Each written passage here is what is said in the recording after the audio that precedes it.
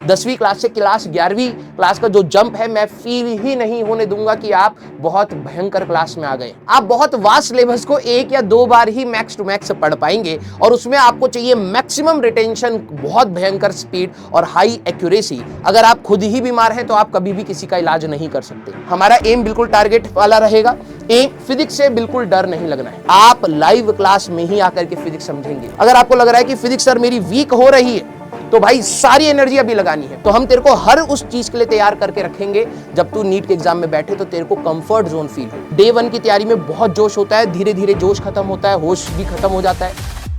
Hello बच्चों, मेरा नाम है राजू सिंह और मैं आप सभी का स्वागत करता हूं एक बहुत इंपॉर्टेंट गाइडेंस सेशन में, जहां पर हम डिस्कस करेंगे कि जो भी बच्चे क्लास 10वीं से क्लास 11वीं में मेडिकल साइड में जाना चाहते हैं, एक डॉक्टर बनने का अपना सपना पूरा करना चाहते हैं, उसकी तरफ जो ये पहला कदम रखा है, इसमें उनको जितने भी प्रकार के डाउट्स आ रहे हैं उनको मैं कुछ केटर करूं, उनके मैं कुछ जवाब दूं और आखिरी में मैं आपसे एक प्रॉमिस लेकर के जाना चाहूंगा। मेरा नाम है राजवंत सिंह और मैं आपको अर्जुना नीट 2.0 बैच में बेटा फिजिक्स पढ़ाते हुए मिलने वाला हूं। तो हर बच्चा ये सोचता है कि सर हमारा टाइम आएगा, हमारा टाइम आएगा। बेटा टाइम आएगा नहीं, आ चुका है। कैसे? अब हो क्या रहा है कि जब आप 10वीं से क्लास 11वीं में जाते हैं तो एक बहुत इंपॉर्टेंट जंप आता है हमारे एकेडमिक करियर में, क्योंकि 10वीं क्लास में आप बहुत लिमिटेड सिलेबस को बार बार पढ़ रहे होते हैं। अब ये ट्रेंड चेंज होने वाला है। आप बहुत वास्ट सिलेबस को एक या दो बार ही मैक्स टू मैक्स पढ़ पाएंगे और उसमें आपको चाहिए मैक्सिमम रिटेंशन, बहुत भयंकर स्पीड और हाई एक्यूरेसी। तब जाकर के आप नीट का खेल खेल पाते हैं। क्योंकि आप सभी लोगों को ये बात पता होगी, क्योंकि आप मेडिकल साइड में जाना चाह रहे हैं, तो नीट का एग्जाम आप सभी लोगों को लिखना है। उसमें अप्रोक्सीमेटली 24 से 25 लाख बच्चे जनरली बैठते हैं और अगर इंडिया में सीट्स देखी जाए तो कहीं ना कहीं गवर्नमेंट वाली 50-60 है और ओवरऑल सीट्स के हिसाब से देखें तो 1 लाख सीट्स के आसपास ही है। तो कितना कठिन कंपटीशन होने वाला है। लेकिन मैंने ये आपको घबराने के लिए नहीं बोला है कि अरे सर इतने सारे बच्चों में मेरा सिलेक्शन कैसे होगा। सिलेक्शन लेने वाला बच्चा इतने सारे बच्चों को ही बीट करके सिलेक्शन लेता है और हर साल लेता आया है। और मैं आप पर पूरा विश्वास रखता हूं कि अगर आपने मेरी बातें जो भी मैं सेशन में बताऊंगा और क्लासेस में बताऊंगा, अगर आप ध्यान से सुनेंगे तो मुझे पूरा विश्वास है कि आप एक बहुत बेहतरीन सिलेक्शन लेकर के जाएंगे।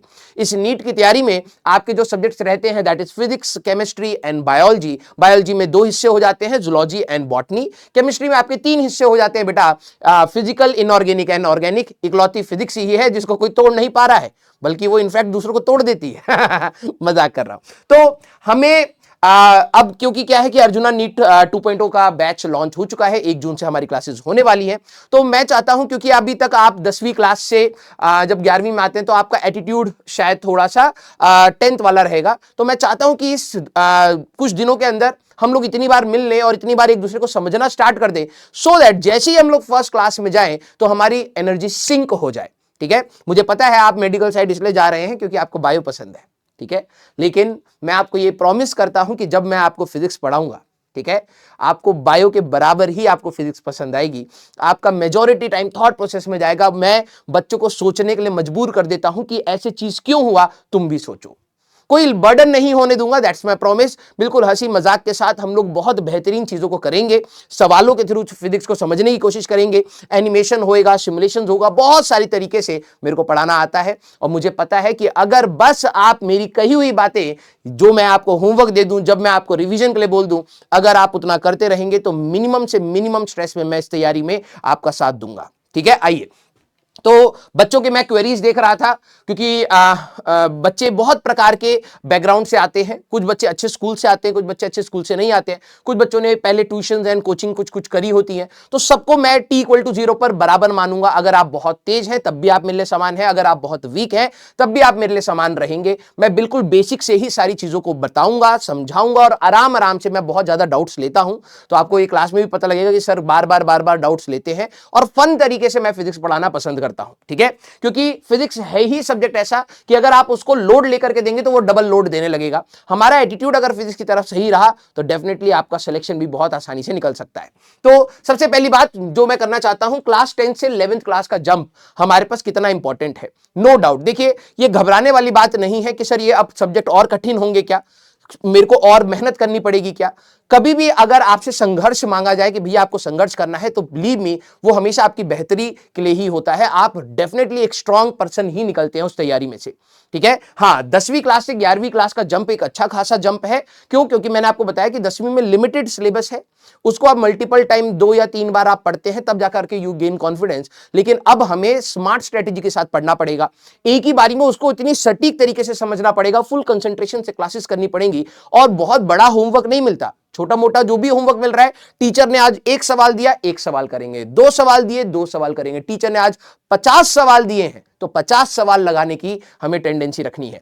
तो 10वीं क्लास से क्लास 11वीं क्लास में जंप ये है क्योंकि अब आपके साइंस में ब्रॉडर प्रोस्पेक्ट्स हो जाएंगे। आप सिर्फ बायो नहीं पढ़ेंगे, आप सिर्फ केमिस्ट्री नहीं पढ़ेंगे, राइट।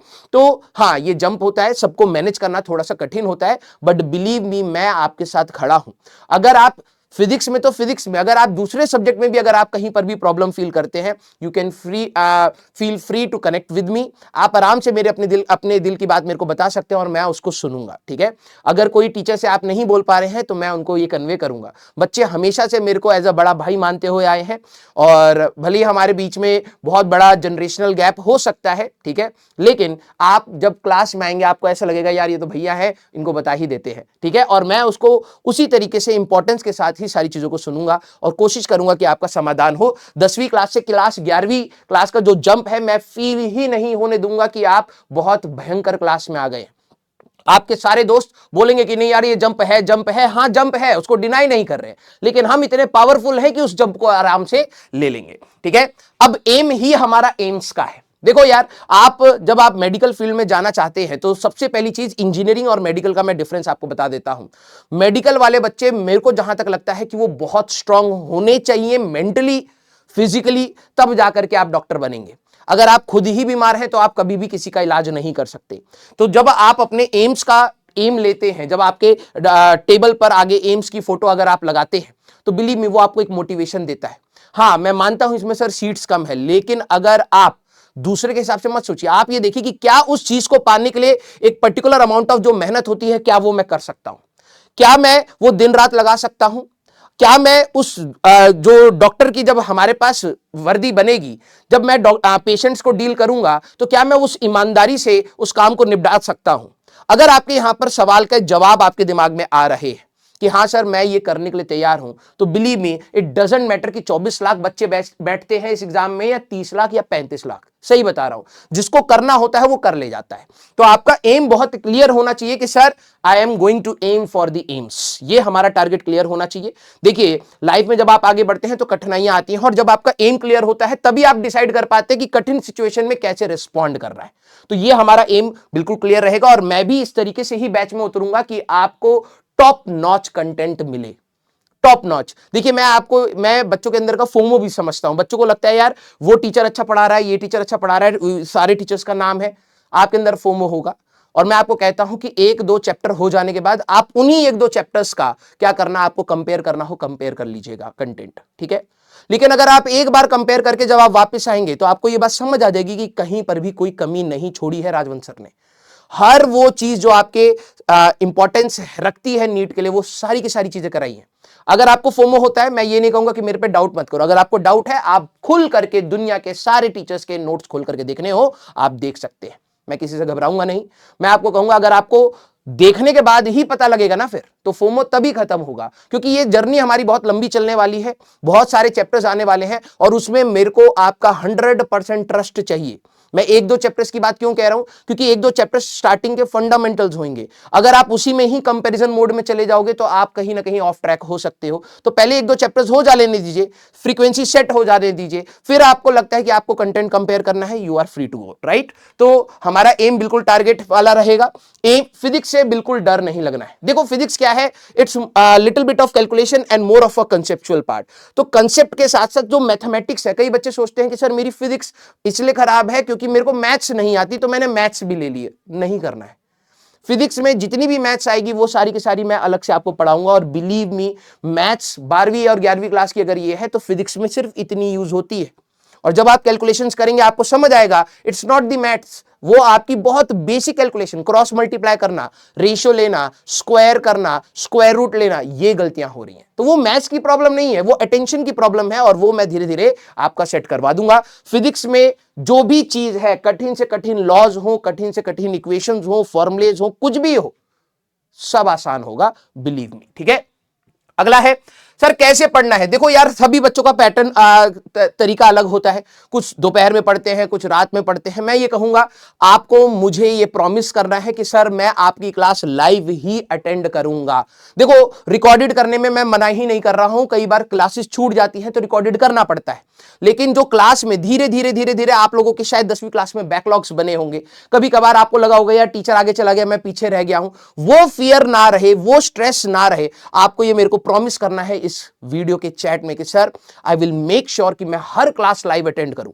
हां, अगर आपको लाइव क्लास में ऐसा लगा कि यार कि मेरे को थोड़ा पॉज लेना है तो पॉज ले लो, कोई दिक्कत नहीं है, लेकिन लाइव क्लास में जब 4 बजे की क्लास हो या 6:15 बजे की क्लास हो या 6 बजे की क्लास हो, आपको वहां पर आना है। देखिए यार, क्या होता है कि हमें इतना वास्ट सिलेबस पढ़ाना है, मैं उसके लिए आपके लिए ये कह सकता हूं कि बेटा उसमें कोई कमी नहीं छूटेगी, लेकिन जो आपका पार्ट है वो आपको निश्चित रूप से करना पड़ेगा। आपको अगर मैं बोल रहा हूं कि आप प्रॉमिस करेंगे कि आप रेगुलर क्लास में लाइव आएंगे, आपका कोई भी एक्सक्यूज हो आप क्लास नहीं छोड़ेंगे। सबसे बड़ा पार्ट सिलेक्शन में जो कंट्रीब्यूट करता है दैट इज योर कंसिस्टेंसी। बेटा हो सकता है आप बहुत स्मार्ट ना हो, बहुत तेज ना हो, बहुत वीक ना हो, हर प्रकार का बच्चा होगा, लेकिन मैंने अपने एक्सपीरियंस से यह पाया है कि वही बच्चा बेहतरीन करता है जो कंसिस्टेंट रहता है, और कंसिस्टेंसी धीरे धीरे डेवलप होती है। इसलिए मैं आपसे प्रॉमिस मांग रहा हूं कि आप लाइव क्लास में ही आकर के फिजिक्स समझेंगे। हो सकता है दूसरे सब्जेक्ट में आपका रिकॉर्डेड चल जाएगा, हो सकता है आपके हिसाब से एडजस्ट हो जाएंगे, लेकिन फिजिक्स में there is no excuse, no excuse. क्योंकि जब आप लाइव क्लास में आएंगे तब आपको अपने हिसाब से जो छोटे मोटे डाउट्स आते हैं वो क्लियर होने के ज्यादा चांसेस बनते हैं। आप पूछ सकते हैं, आपको समझ आएगा कि टीचर मैनिपुलेट नहीं कर रहा है, टीचर लॉजिक के साथ बता रहा है और बार बार प्रूफ दे रहा है, तब आपको फिजिक्स से डर खत्म हो जाएगा। और नीट में जनरली बच्चों के सबसे बड़ा डर होता है फिजिक्स, सबसे बड़ा डर होता है फिजिक्स। बच्चे अपना कंफर्ट जोन बना लेते हैं केमिस्ट्री और बायो को, और फिजिक्स को हमेशा गड्ढे में डाल देते हैं। मैं वो गड्ढा बनने नहीं दूंगा। बस आपको मुझे ये बताना है कि आपको लाइव क्लास आना है, और उसके बाद जो भी स्ट्रेटेजी रहेगी, कब थ्योरी वाली क्लास है तो कैसे रिलैक्स करना है, कब न्यूमेरिकल वाली पार्ट है, कब हमें बिल्कुल एग्रेसिव होकर के सवाल लगाने हैं, ये सारी स्ट्रेटेजीज वहां पर होती रहेंगी। बस आपको जितना मैं काम दूंगा वही करना है, और आपको लाइव क्लास में अटेंड करना ही करना है। प्लीज, मैं आपसे, देखो आप मेरे से 10 चीजें डिमांड करेंगे तैयारी में, मुझे पता है। आप कहेंगे सर ये असाइनमेंट दे दो, सर ये PYQ करा दो, सर ये थ्योरी पढ़ा दो, सर ये रिपीट करा दो। मैं हर एक चीज करने के लिए तैयार हूं। मैंने पिछले साल में भी बच्चों के लिए करा है और आगे भी करता रहूंगा, लेकिन मुझे कुछ ही बच्चे ऐसे मिलते हैं जब मैं बोलता हूं रिटर्न में कि बेटा मेरे को ये कल होमवर्क चाहिए, बेटा मेरे को कल ये रिवाइज होकर के चाहिए, अगर तू वो कर देगा तो वो वही बच्चे होते हैं जो सिलेक्शन लेते हैं। अब तू डिसाइड कर कि क्या तू मेरी बात मानेगा या नहीं मानेगा। ठीक है, अगला है टाइम पर सब्जेक्ट हमारे पास कैसे होंगे। सर हमारे पास कितने सब्जेक्ट हैं, उनको कैसे कैसे हम डिस्ट्रीब्यूट करें। देखिए मेरी बहुत सिंपल सी स्ट्रेटेजी है, जो कठिन हो रहा है, जिसमें आप गड्ढे जैसा बन रहा है कि भाई इसमें गिर जाएंगे, अगर आपकी बायो बहुत अच्छी चल रही है तो ज्यादा जबरदस्ती एनर्जी लगाने की जरूरत नहीं है, हमें बैलेंस आउट करना है। अगर आपको लग रहा है कि फिजिक्स सर मेरी वीक हो रही है तो भाई सारी एनर्जी अभी लगानी है। बच्चे उल्टा करते हैं, बच्चे क्या करते हैं, पूरे 2 साल में जो आता है उसको पढ़ते रहते हैं, हमेशा अपने आप को कंफर्ट जोन में रखते हैं, और एग्जाम से 1 महीने पहले क्या कोशिश करते हैं कि यार मेरे तो मार्क्स इतने आ रहे हैं, क्योंकि उन्होंने हमेशा कंफर्ट जोन की तैयारी करी है, और एग्जाम से 1 महीना पहले यार मैं कुछ ऐसा नया पढ़ लेता हूं जिससे मेरे मार्क्स बढ़ जाएं। एग्जाम से पहले सिर्फ वही पढ़ा जाता है जो आपको आता है, और पूरे 2 साल में वो पढ़ना होता है जो आपको नहीं आता है। ठीक है, तो आप अपने कंफर्ट के हिसाब से सब्जेक्ट्स में टाइम बांटेंगे, बट हां ये हमेशा एनालिसिस करेंगे, हमेशा टेस्ट देंगे, हमेशा DPP करेंगे, जिससे आपको यह अंदाजा लगे कि यार मेरा बायो खराब हो रहा है, केमिस्ट्री में फिजिकल खराब हो रहा है, या फिजिक्स खराब हो रहा है। जो भी आपका खराब हो रहा है, एक स्मार्ट बच्चा वही होता है जो उस पर सही समय पर एक्शन ले ले। तो आपको उसी समय एक्शन लेना है, यार मेरी फिजिक्स थोड़ी सी गड़बड़ हो रही है, मुझे प्रैक्टिस बढ़ानी है, बढ़ा दीजिएगा। यही है एक बैलेंस्ड अप्रोच। कोई फिक्स्ड टाइम टेबल नहीं होता है। कोई ये सोचे कि 2 घंटा फिजिक्स 2 घंटा केमिस्ट्री, ना ना ना ना, ये हो गया बेटा। अब स्मार्ट स्टडी विद एनालिटिक्स की, भाई मेरा फिजिक्स में मार्क्स कम हो रहे हैं, मुझे फिजिक्स का मार्क्स इतना खराब नहीं करना है कि भाई बहुत ही कम हो जाए, या फिजिकल केमिस्ट्री के मार्क्स इतने खराब नहीं करने की बहुत ही कम हो जाए। हमें स्मार्ट स्टडी करनी है। अगर ये खराब होता हुआ दिख रहा है तो हम एक्शंस लेंगे, हम कंफर्ट जोन से बाहर जाकर के फाइट मारेंगे। ठीक है, तो ये है रिवीजन कैसे होगा। देखिए 2 प्रकार की रिवीजन होती है बेटा। एक जो बच्चा खुद करता है, एंड बिलीव मी सबसे ज्यादा इंपैक्ट जो तैयारी में आता है वो बच्चे की खुद की रिवीजन का आता है। जब आप अपनी कॉपी से खुद से रिवाइज करेंगे, आपको पता है कि कहां पर कौन सा ऐसा पॉइंट था जो मुझसे छूट गया या मुझे दिक्कत दे रहा है। अगर आप उनको खुद से रिवाइज करेंगे तो सबसे ज्यादा इंपैक्ट आपको ही मिलेगा। लेकिन यस, मेरे को पता है कि कई बार अगर एक चैप्टर को रिवाइज करने में बच्चे को 5 या 6 घंटे लग रहे हैं, तो मेरी एक्सपर्टीज वहां पर यह होगी कि मैं उसको 2 या 3 घंटे में निपटा दूं। वही सारी क्वेश्चंस, वही सारी चीजें, वही सारी एनालिटिक्स, सारी चीजें बताते हुए बच्चे को रिवाइज करा दूं। ये मेरा एक्सपर्टीज है।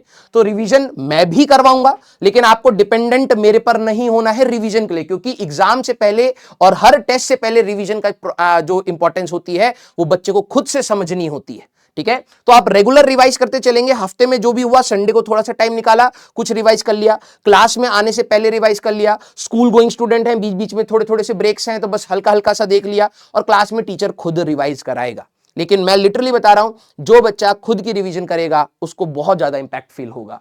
ठीक है, नेक्स्ट हमारे पास आ रहा है बेटा, अर्जुना बैच इनफ है क्या? मैं आपको लिखित तौर पर देने के लिए भी तैयार हूं, लिखित तौर पर देने के लिए भी तैयार हूं। इस बैच का 100% कंटेंट तू एब्जॉर्ब करके दिखा दे। 100%, जितना बायो में पढ़ा दें, जितना केमिस्ट्री में पढ़ा दें, जितना फिजिक्स में पढ़ा दें, 100% तू एब्जॉर्ब करके दिखा दे। तेरे को पता लग जाएगा ये क्या है। ठीक है, इतना कंटेंट है बेटा, इतना कंटेंट इस बैच में पढ़ाया जाएगा तेरे को कि तेरे दिमाग से लीक होएगा, तू भूलने लग जाएगा। इसलिए कह रहा हूं revision is very important. Enough तो बहुत बड़ी बात है, हम जितना नीट का लेवल है उससे भी बियॉन्ड जाकर के चीजें बताएंगे। सर क्यों जरूरत है? क्योंकि अगर पेपर कठिन होगा तो तू कंफर्ट जोन में एग्जाम में बैठा होगा, दूसरा अनकंफर्टेबल होगा कि यार ऐसा तो कुछ पढ़ा ही नहीं है, ऐसा तो कभी डील ही नहीं करा है। तो हम तेरे को हर उस चीज के लिए तैयार करके रखेंगे, जब तू नीट के एग्जाम में बैठे तो तेरे को कंफर्ट जोन फील हो। और उस 3 घंटे का कंफर्ट तभी आएगा बेटा जब तू मेरे साथ घिसेगा। तो वही सारी चीजें हैं कि मैं आपसे प्रॉमिस मांगूंगा कि क्या आप मेरे को अपना 100% देते हैं या नहीं देते हैं। अगर बेटा आप मेरे को 100% देंगे, बिलीव मी, एक भी लेक्चर, एक भी मिनट बैच में ऐसा नहीं होगा जहां तुम ये ढूंढ करके दिखा दो कि आज सर 100 से नीचे, 200 से नीचे, 300 से नीचे। तू अगर 100 देगा तो मैं 300 पर मिलूंगा बेटा। और तेरे को ये फील होगा कि यार जितना हम अपना एम बना करके बैठे हैं उतना राजवंश सर एम बना करके बैठे हैं। ठीक है, मैं देख बहुत ज्यादा चीजें नहीं बोलता हूं। ठीक है, मैं हंसी मजाक से पढ़ाने वाला टीचर हूं, लेकिन यहां पर आकर के डायरेक्शन सेट करना बहुत जरूरी है। ठीक है, और तू मेरे इस एग्रेसिव नेचर को ये समझना कि इट्स ओनली फॉर दिस। मैं तेरे को कभी वैसे नहीं डांटूंगा, मैं तेरे को कभी जलील नहीं करूंगा, मैं तेरे को कभी डिसअपॉइंट नहीं करूंगा, मैं हमेशा मेहनत करता हुआ तेरे को दिखूंगा। लेकिन मेरा टारगेट ये है, और आप में से भी उन्हीं बच्चों के लिए मैं बात करूंगा जिनका टारगेट ये डिफाइंड है कि यस सर, मैं एक बार बैच में आऊंगा, उसके बाद इधर उधर चेक करना है कर लेना, बिल्कुल फ्री। ठीक है, जिससे चेक करना हो कर लेना। एक बार चेक कर लोगे, मुझे पता है वापस बैच में आओगे और उसके बाद घोड़े की जैसे वो लगा देते ना भाई, इधर उधर नहीं देखना, सीधे मेरे साथ आखिरी तक चलोगे। ठीक है, अगर आप वो चीज प्रॉमिस करते हो तो प्लीज कमेंट में लिखना। और वो इसलिए क्योंकि जब तुम बीच में डिस्ट्रैक्ट होगे तो मैं आपको बोलूंगा कि फर्स्ट जब वीडियो थी ना बेटा, जा करके एक बार अपना कमेंट और अपना मोटिवेशन याद रखना, और याद रखो कि आज तुम कहां पर हो। ये कमेंट वापस तुम्हें ऑन ट्रैक लाएगा, बिलीव मी। ठीक है, क्योंकि डे 1 की तैयारी में बहुत जोश होता है, धीरे धीरे जोश खत्म होता है, होश भी खत्म हो जाता है, तो हमें वो वापस रिट्रैक कराना पड़ेगा। और मैं तेरे को बोलूंगा बेटा, डे 1 की वीडियो याद रख, जो तूने मुझे प्रॉमिस किया था, क्या तू वो पूरा कर रहा है? और अगर तू ईमानदार हुआ ना, तेरे को पता रहेगा कि कुछ कमियां हुई हैं और वापस अब मेरे को अपनी एनर्जी बढ़ानी पड़ेगी। ठीक है, इस तैयारी में पूरी दुनिया बेटा हो सकता है तेरे अगेंस्ट हो जाए, हो सकता है बीच में वैसे पेरेंट्स नहीं होते अगेंस्ट, लेकिन कुछ बच्चों को ऐसा फील होता है कि शायद पेरेंट्स भी मुझे नहीं समझ रहे हैं, ऐसा लगेगा। लेकिन लिटरली बता रहा हूं, हो सकता है कि तू शायद इस तैयारी में अपने पर भी डाउट करे, लेकिन यहां पर मैं तेरे पर कभी डाउट नहीं करूंगा। ठीक है, कभी डाउट नहीं करूंगा। मैं इतने बच्चों को पढ़ाया, मैंने हमेशा उनको पॉजिटिव लाइट में खुश रख करके ही पढ़ाया है। मैं तेरे ऊपर कभी डाउट नहीं करूंगा। लेकिन यस, मैं तेरे से जो चीजें मांगूंगा वो तेरे को मेरे को करके देनी होंगी। मैं जब रिवीजन के लिए बोलूं, जब मैं बोलूं कि भाई बताना कि लेक्चर में क्या चीज पसंद आई, क्या चीज नहीं पसंद आई, किस चीज को रिपीट करना है, किस चीज को दोबारा बताना है, किस चीज को अलग तरीके से एक्सप्लेन करना है, और क्वेश्चन चाहिए, कम क्वेश्चन चाहिए, डीपीपी, जो भी तुम्हें मैं पूछूं वो तुम्हें कम्युनिकेट करना है। और ये बेटा देख, कैमरे के इस साइड से बोलना आसान है। ठीक है, मैं भी चाहता हूं कि तू वहां पर कमेंट कर और मेरे को दिखा कि तेरे अंदर कितना जुनून है, कि तू सही में कितना अच्छे से करना चाहता है। और तू देखेगा, तू अगर 100 है तो मैं यहां पर 300 पर मिलूंगा। मिलते हैं बेटा बैच में और मिलके फोड़ेंगे इस बार। टाटा।